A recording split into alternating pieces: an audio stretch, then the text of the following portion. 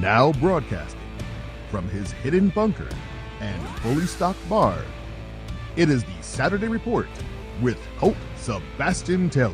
Thank you and welcome once again, my friends, to the Saturday Report with me, Colt Sebastian Taylor, adventurer, entrepreneur, and amateur international pundit. Welcome to AWSM Radio, an independent digital-only station that plays today's best music, old school classics, along with a rotating cast of all-star DJs.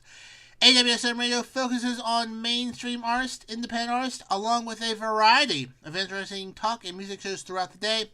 All we do is entertain, inspire, and inform. And my friends, I want you to be part of the conversation, so find me on the Twitter, on the Instagram, on the Rizzle, and on the Cameo at Colt S. Taylor. And if you haven't already, catch up with all my adventures at ColtSebastianTaylor.com. And if you just happen to miss a weekend of shows, they are uploaded to anchor.fm/Colt S. Taylor for all of your weekly news needs. All right, my friends, let's get ready for this week's Saturday Report. First up, it's time for our tropical weather update. It's hurricane season in the Atlantic Ocean. It's been rather quiet.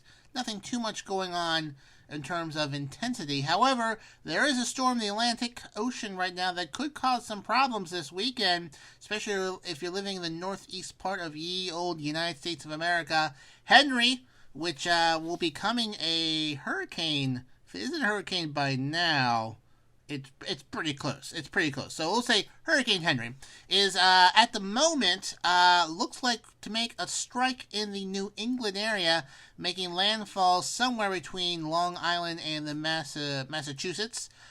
So Rhode Island, Connecticut, New York, Massachusetts, are all going to be impacted by this. There are a variety of tropical storm and hurricane watches and warnings in effect at the moment. Depends if you listen to this on Saturday or Sunday.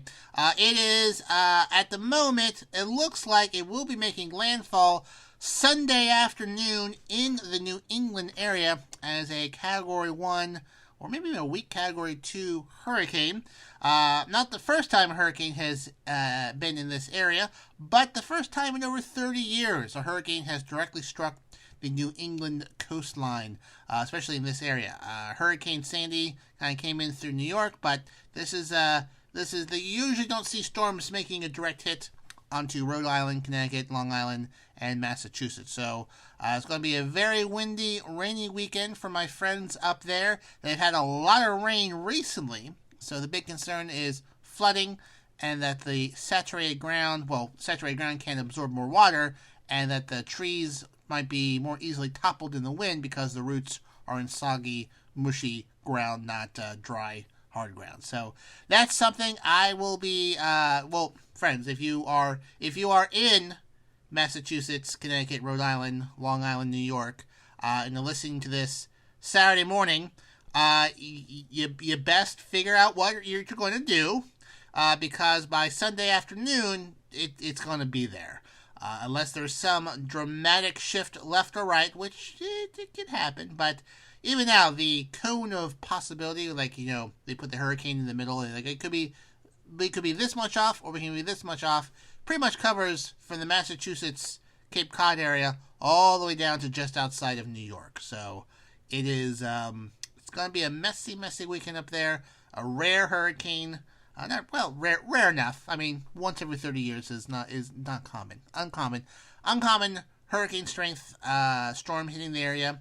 Although they don't get very many hurricanes, the Northeast is very used to nor'easters, which is a large winter storm that often goes up the coast that shares some characteristics with a hurricane, but it's very technical, very technical.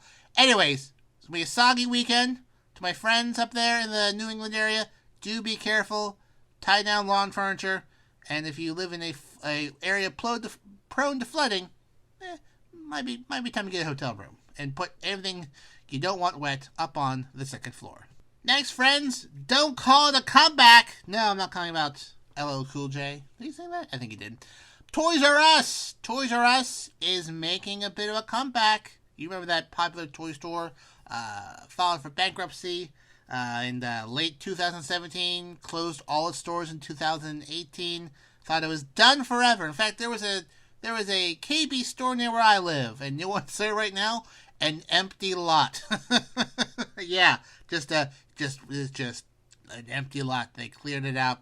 And then there was another KB store. They've turned it into Old Navy near me. But they're making a comeback. Yes, the intellectual rights were bought up by a different company, tried to bring it online, and they're coming back with a physical presence in stores. They are partnering with Macy's to bring their toy store back in physical form in Macy's stores. So basically, Macy's, as you know, is a huge department store, has many locations.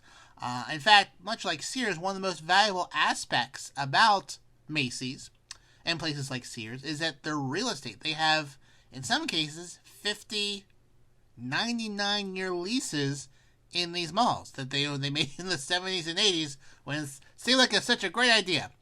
So what they're going to do is they're going to sublease out space to the folks that own Toys R Us. Toys R Us? Did I say KB? Yeah, Toys R Us. I keep saying KB Toys. I don't know why. Toys R Us, they're going to sublease space out to Toys R Us people to build sort of in-store toy stores where Toys R Us will sell its things. Now, from Macy's perspective, fine idea. Bring more people into the store to see their wares. Macy's is not known for their toy section. So more people will go to less stores and come to Macy's. From Toys R Us perspective, they're not locked into a long-term lease where they have to maintain the maintenance of a building. With, the overhead of maintaining a building is very expensive. And they can sell their things and have a physical presence in front of people and maintain their online store. So, good for them. Toys R Us is a very, very, it was very sad to see Toys R Us fade away, but they're making a comeback. So hopefully they will do well, and this will help Toys R Us rise from the dead. We'll see what happens. In terms of not coming back for a while, booze on American Airlines. American Airlines will suspend the sale of alcohol in coach until at least 2022. They had suspended it earlier, but they were suspending sales of alcohol to coincide with the mask mandate on airlines. The mask mandate was supposed to expire in September, but they have now extended that through January 18th, and American Airlines is now suspending alcohol servings on flights. Other airlines, United Airlines, Southwest Airlines, have also suspended alcohol sales during the pandemic. No word if they will follow suit. I am fine with it because there are just a whole lot of unruly passengers. You give them a few ounces of liquid courage, they suddenly think to know how airlines work and how federal aviation law works. So probably for the best. The folks running the flight already have a lot to deal with, and this just makes it a whole lot easier. There's been a surge in unruly passengers. Incidents up, I believe, quite a bit this year. In fact, in 2021 so far, we are not even done yet, folks. The FAA has collected a lot of fines from people, and they're going to propose a $1 million in fines for unruly passengers in 2021. So there's a bunch of incidents, and there are a bunch of folks that have been yanked off the flights, and it's all cost those folks collectively at least $1 million. Good. You know what? When you get on a plane, it's not, lickety-split. You agree to certain rules, and one of them is listening to the commands of the folks in charge of the plane. So if they say, put on a mask, you put on a mask. They say, put your tray up, you put a tray up. Simple as that. So the FAA has received 3,889 reports of unruly behavior this year, which is a lot, and over 70% involve passengers not wearing a mask due to federal mandate. Folks, wear a mask. You should probably be wearing a mask right now going to places, okay?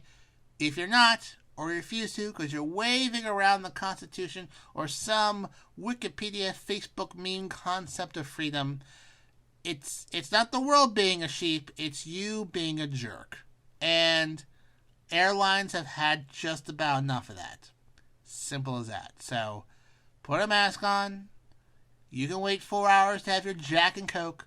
You will be fine. I promise. Colt Sebastian Taylor promises you'll be fine. When will I fly? No idea. Hopefully things calm down a bit. I'm not, I'm vaccinated, but I don't feel like risking other people by getting sick. But, anyways, if you're gonna have a drink before you fly, best to do it in the airport first, then get on a plane. Now, this is not confirmed, friends, but another thing the FAA is considering banning from flights, it's music by my friend DC. Yes, that's right. The amazing DJ, DC, that we have here on AWSM Radio. His music is so amazing, it's distracting passengers and pilots alike. So, no official word, but hopefully he'll be continued to be allowed to be played during flights. But if, on an off chance, he is not, you can listen to him right here on AWSM Radio, Fridays at 9 p.m., Sundays at 10 p.m., DC live in effect. He is our in-house DJ. You don't want to miss out while he smashes it on the ones and twos, kicking the beats from his fully stocked and very, very well-maintained DJ bunker from South Florida. I have no idea where he is. Whenever I go visit him, I'm blindfolded, thrown in the back of a van, dumped out into his backyard, have a great time, and then van back to the hotel. I don't even know where he lives. But you can listen to him right here on AWSM Radio DC, live in effect, Fridays at 9, Sundays at 10, right here on AWSM Radio. Next up, folks, the coming robot apocalypse. Yes, I've been saying for years, our robot overlords will soon overtake us all, and more proof was given to me this week because at Boston Dynamics, they have their robot company, the ones who make the robot dogs, the robot walking robots. They had a bipedal robot, robot walking on two legs, complete a parkour obstacle course where they're jumping and flipping and, running against, slanted walls and whatnot, doing flips. It was some pretty amazing and creepy stuff. These are two-legged robots. They kind of wear a backpack where it's all the electronics and batteries. I mean, they're not tethered, not plugged in. They can operate independently. I mean, they're programmed, so to speak, but they're jumping from platforms, doing flips, walking up against ramps and whatnot, jumping back and forth, and doing it together in tandem. It was crazy to see. If you watch some of their old videos, they have videos where the robots are dancing and doing flips and whatnot, and there's different types of robots. Basically, the parkour routine entailed one of two robots jumping up a series of banked plywood panels, jumping a gap, running up and down steps, and then running along a balance beam, and then flipping, which is pretty crazy. Now, sometimes these robots fall over, obviously, but they can pick themselves up again and continue their routine and figure out where they were, and they just continue. They just continue. It's crazy. It's crazy what these things do. I think we'll probably be seeing these robots soon in industrial settings. So, you folks out there that just like to dig ditches, best to start getting that education to be a ditch digger supervisor. But it is pretty amazing stuff what they're doing. And I'm sure at some point there'll be military applications to this as well. Now, I know I said robot apocalypse, that our coming robot overlords will conquer us all and we will just be like the Matrix to them. But listen, I'm just kidding. I don't think there's going to be a robot apocalypse. You're probably saying to yourself, Colt, why do you think there's not going to be a robot apocalypse? These robots can think independently. They can go back and forth. You arm them and they'll be almost unstoppable. Hive mind, artificial intelligence, blah, blah, blah. Folks, calm down. These robot overlords it'll never happen. They'll never happen.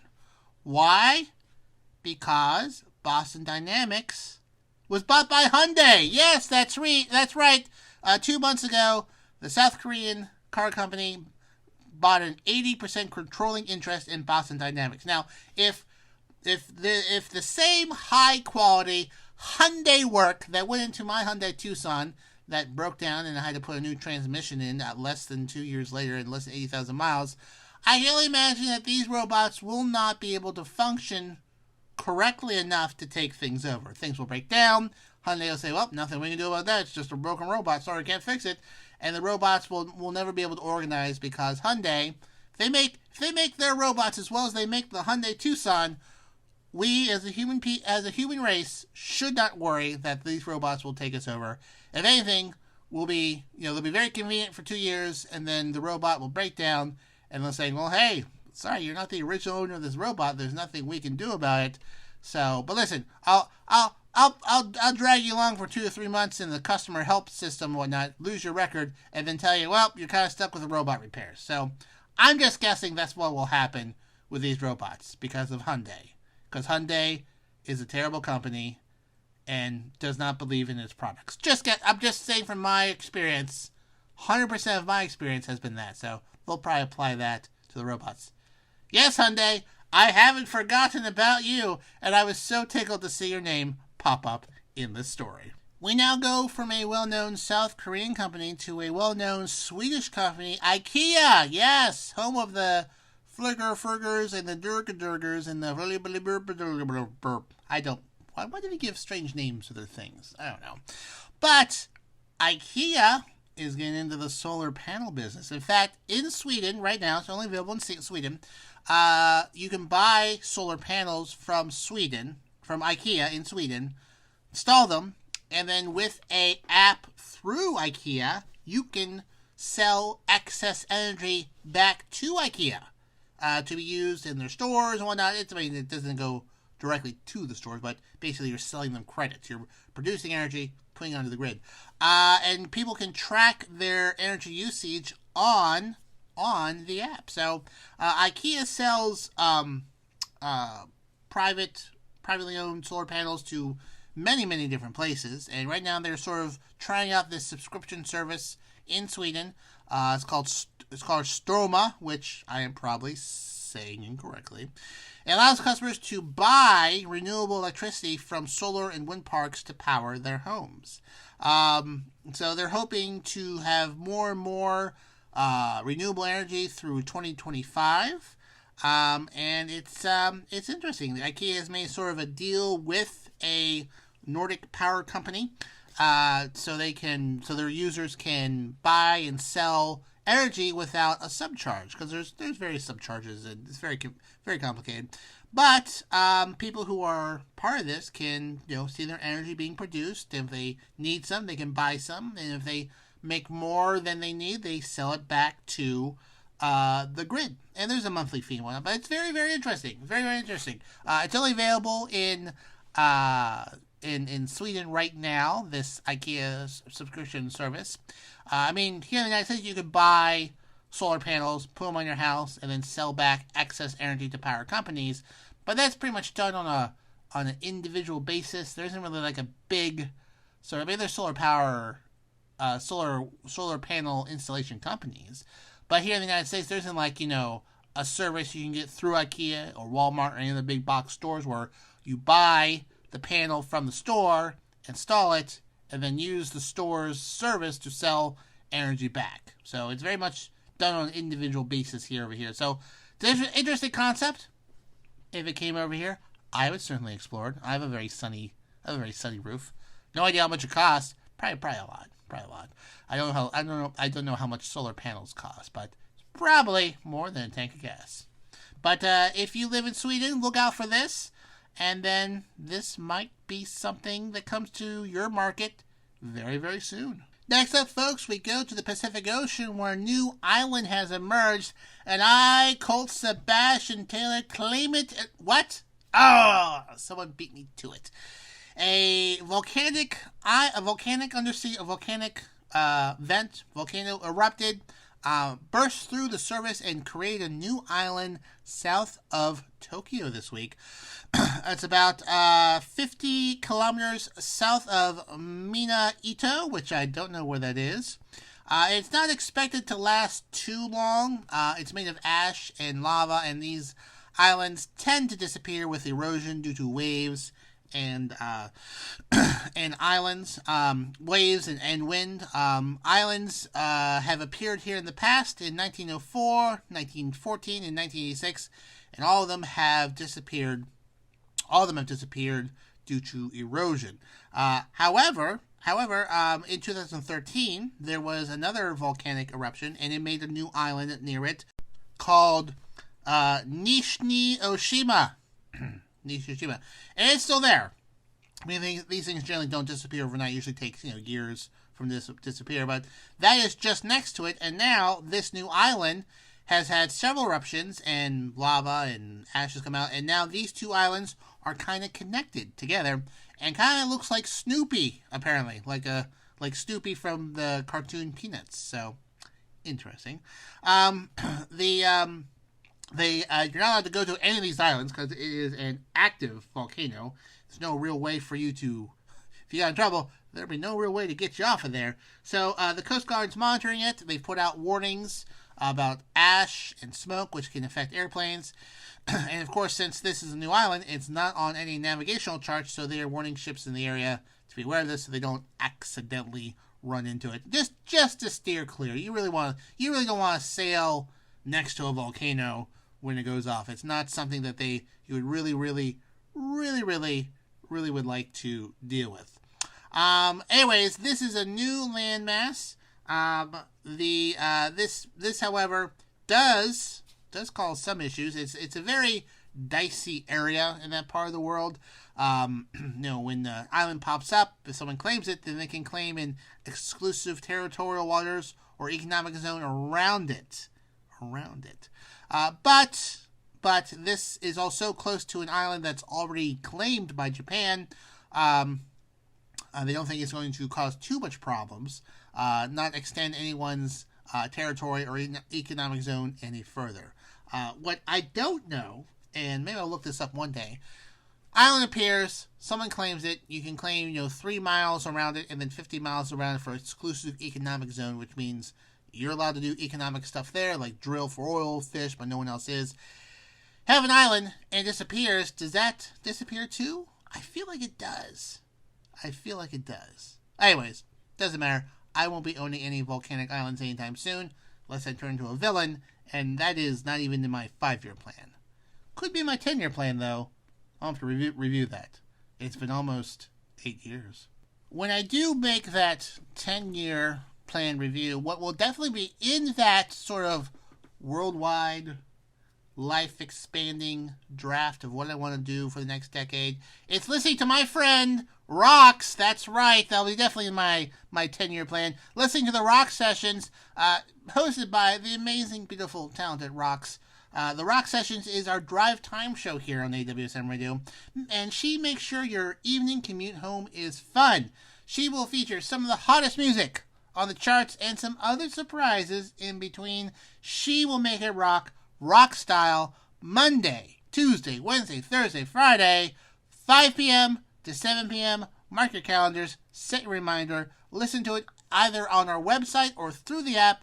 It's the Rock Sessions right here on AWSM Radio. Keeping with music, The Weeknd's Blinding Light has broken yet another Billboard chart record. I vaguely recall talking about this many weeks and months ago about The Weeknd breaking a record for Blinding Light, but they have broken yet another. They have now been on the top 100, Billboard's top 100 chart, Hot 100. There's various Billboard charts with all very fancy names, but the Hot 100 chart is now spent 88 weeks on the chart, breaking the previous record set by Imagine Dragons with their Radioactive song, also a very good song. The new Billboard chart record comes after Blinding Lights' previous, it's their first ever song to spend an entire year in the top 10 of the Hot 100 singles chart. It's released in November 2019. I went to number 1 on the U.S. charts of April 4th of last year. Pretty amazing. He's a very talented gentleman. He was at played the Super Bowl this year, which I thought was pretty good myself. It was very enjoyable. So, Blinding Lights, if you haven't heard it after 88 weeks of being on the Billboard chart record, then you obviously have musical tastes that aren't in sync with society at the moment. Maybe you're just a classical medieval flute player, flute music. But if you're listening to modern music, you have likely heard The Weeknd's Blinding Light, because it has been played a lot. It's very popular and continues to break records on the Billboard chart. So I guess going forward, every week after this is still it's going to be a big record. It's going to be tough to beat. Tough to beat Weekend, not spelled with an extra E for some reason. Something that will not be breaking records in terms of longevity are credit card magnetic stripes. Yes, my friends. If you have a credit card, debit card, flip it over, that magnetic stripe, that's what you swipe, or you would swipe to create a transaction. Well, MasterCard announced that all their cards will be losing that magnetic stripe starting in 2024. A lot of people aren't paying with credit cards anymore. They're using their phones, swiping. They tap cards now. A lot of people aren't actually swiping cards to make a transaction. They are now moving to stripeless cards because a lot of these cards have chips in them now. If you look at them, that little chip in there. You insert your card to make transactions, and those chips are apparently much more secure and have less errors. Has less errors with it. But apparently there's a sort of a urban legend behind magnetic strips. It was created by IBM, and apparently, according to the lore, the engineer named Forrest Perry couldn't figure out how to combine a strip of tape to a plastic identity card for working the CIA, and so his wife suggested using a flat iron to melt the strip to the badge, so the badge and the strip would stick together, and that was kind of like the impetus for making these cards. May not be true, but that's the lore behind it. However, since 1990s. Which I didn't realize it was that long ago. I thought it was only a fairly recent. MasterCard started to use the chip, and now the chip that you have in cards are 86% of all transactions globally. There isn't a lot of swiping anymore. Apparently, only 10% of people prefer to swipe, so they're not losing a whole lot of folks there, and That's just the way it works, and they're going to get rid of it and go to a stripless card, so you'll be inserting it. And even now, cards don't have a lot of them don't have that raised number anymore, so you can't do a manual credit card swipe. Those big old clunk clunk clunk clunk things, you can't.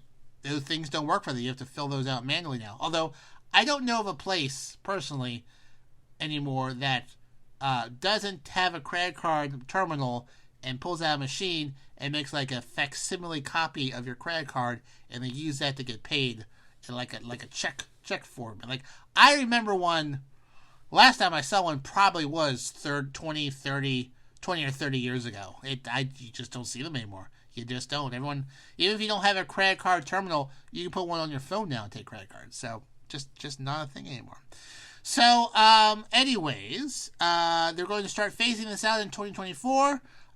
Banks will no longer be required to issue chip cards with magnetic stripes by 2027.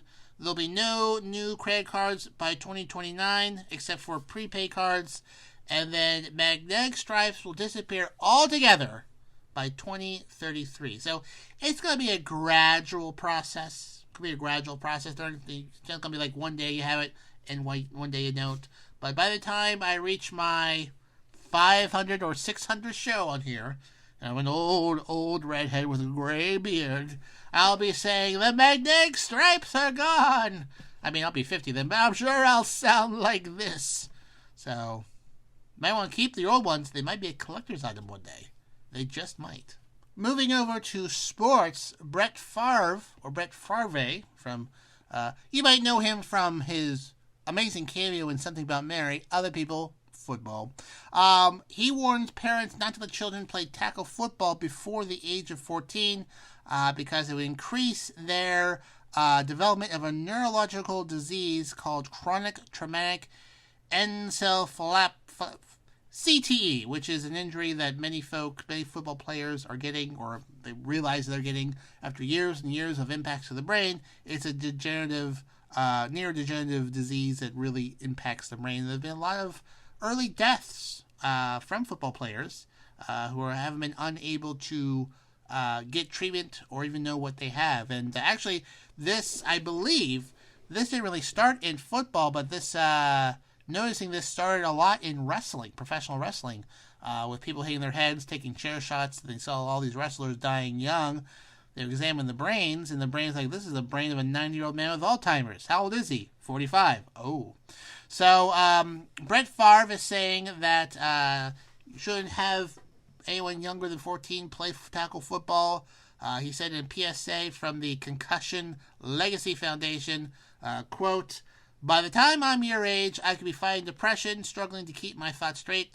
I could become violent even towards my own children. When I'm your age, what will matter to me is not my youth football career, but like you, I'm a great parent and can provide for my family."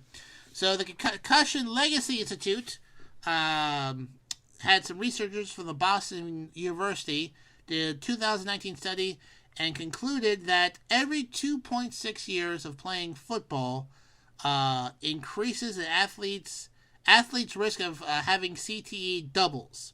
They studied someone who played tackle football for 14 and a half years and found it was 10 times more likely to develop CTE than someone who spent a few years playing, which is, you're taking a big old risk with that.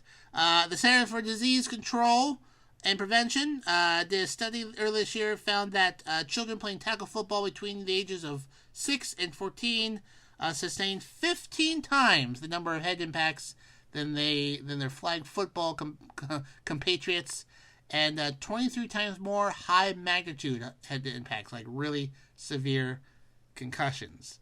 So Brett Favre, who has suffered numerous concussions, is speaking out for this. He played 20 seasons, played 297 consecutive starts, including 321 playoff games. He said in 2018 he considers himself lucky not to be in a worse condition, but he has short-term memory issues, and sometimes his ability to recall basic vocabulary is pretty terrible. However, despite coming out against kids playing football and whatnot, he is a little wishy-washy about getting the COVID vaccine. Refuses to say if he's vaccinated. He says, it's not my place to say get the vaccination, don't get vaccination. I think it's a matter of choice, which I think is wildly irresponsible. You should get the vaccine if your doctor thinks you should get a vaccine. But well-known Brett Favre, well-known football quarterback, is saying children should not play tackle football before the age of 14. After that, I guess have at it. Now, if you want to hear more about sports stories like this, I'm not the place to come to. I only cover it, when something piques my interest. But if you want a place to learn about all things sports, what's going on this week, you need to listen to Married to the Game. It is our new sports show here on AWSM Radio, broadcast Wednesdays at 9 p.m., features Brian, Joe, and Mac Daddy. They're going to bring their insights, expertise, and analytics to the table on all of the games. And, what kind of sports show would it be without a wee bit of trash talking? You want to tune in and catch up on a week of everything sports related to Married to the Game. And, folks, follow these fine folks on Instagram. Joe at Turn Up the Jets, Nick at Mac Daddy Ryan Show, Brian at bolstered_up_sports, and finally, the show itself, Married to the Game, MTTG Radio. So listen to it, my friends, listen to it. Married to the Game, Wednesdays at 9 p.m. right here on AWSM Radio. Moving along to the world of nature and law, a California man is suing after a bear in a dumpster startled him in a town in Lake Tahoe, Nevada, causing him to run and injure himself. According to court documents, apparently this gentleman named John Donaldson was vacationing in a tourist area of Incline Village in September 2019. He opened a dumpster to toss dog poop in there and found a bear was approaching him. He fled, tripped, injured himself, tore his Achilles tendon, compressed his spine. Both required surgery. I guess he just got out of there. Well, he now feels that the folks the folks are responsible for that. So he is suing Incline Crest Condominium Association, which manages the property he was staying, and the Waste Management Nevada Incorporated for $15,000, saying that there's a serious and persistent bear problem, especially with trash. And he also says the dumpster had been malfunctioning for months. They allowed a bear to get into it. So as lawsuits against bears and bear-related things go, $15,000 doesn't seem like all that much. They'll probably settle for less. Like if he's suing for $20 million, I mean, that'd be like, all right, buddy. But, $15,000,